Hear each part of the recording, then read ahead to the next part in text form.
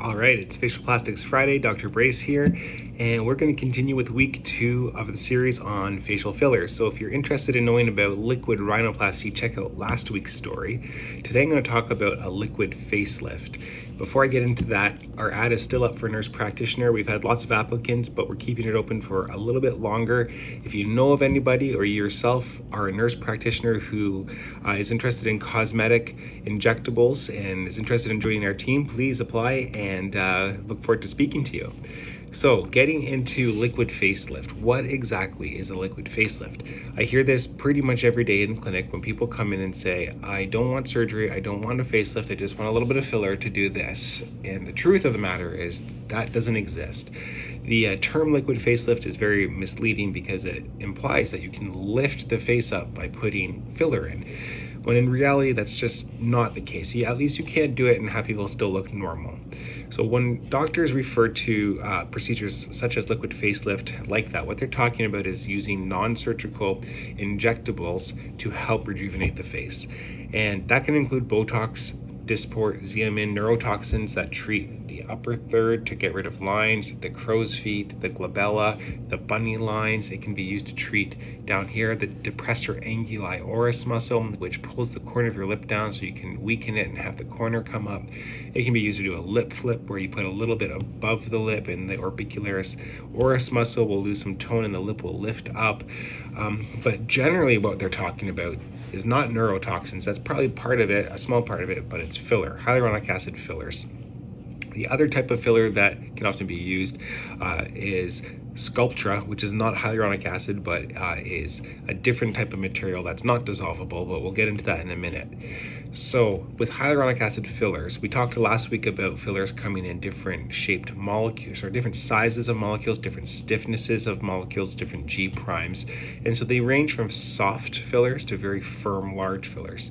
A liquid facelift primarily involves filling this area here. If you look at a youthful face, the most volume, the widest part should be in the middle third between the eyebrows and the base of the nose. This should be where the volume is, or where the width is, and then the face should taper.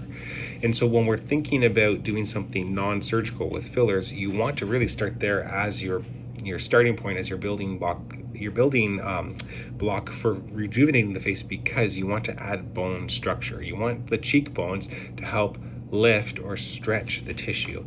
We know from CT studies that have been done that the facial skeleton shrinks as we age. So essentially what you're doing is adding more support to the face by building up the bone here. Now, truthfully, if anyone ever tells you that if you have deep nasolabial folds or marionette lines, you should just put filler here to help it, truthfully, it will never help it. It will indirectly maybe improve it somewhat, but it will never get rid of those lines.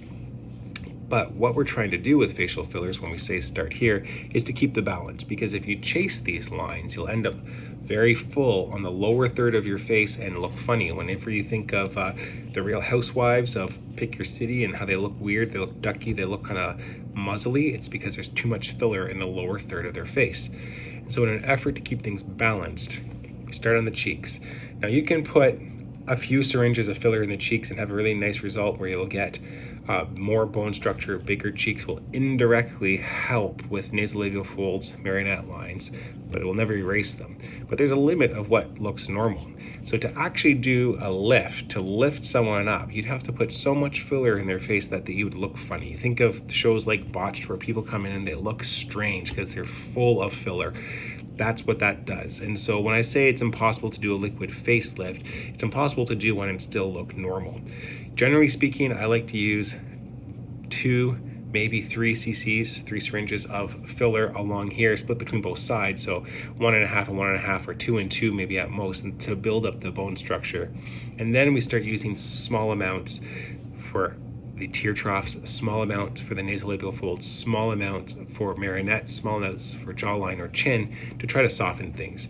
Because at the end of the day, people don't want to look weird, they don't want to look different, they want to look rejuvenated, and that's what fillers are really good at doing. It's a non-surgical approach to rejuvenate your face, but it won't erase everything, it will not lift everything, but it can improve and soften things. So that's what a liquid facelift is. It's using fillers and a combination of neurotoxins to basically build up the bone structure and soften the lines. When you do that, you're adding volume. So a big difference between a facelift and a liquid facelift, besides one being surgical and one non-surgical, you make your face bigger with fillers. If you're adding volume here and adding volume here and adding volume there, essentially you're making your face fatter. You're trying to inflate your face to get rid of the lines.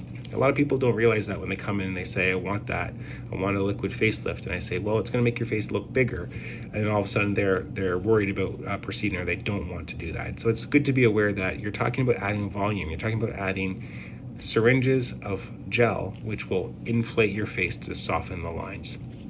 And that's why there's a limit of what looks normal. I mentioned Sculptra at the beginning of this. Sculptra is a different type of filler where you place it under the skin to help basically induce a scar reaction deep, which can help thicken the area. I don't use it in my practice. I don't really love Sculptra. I use other things like Profound or other lasers like CO2 laser to try to accomplish the same thing, but it is something that would be a part of a liquid facelift in some people and in some practices, depending on what technologies they have available.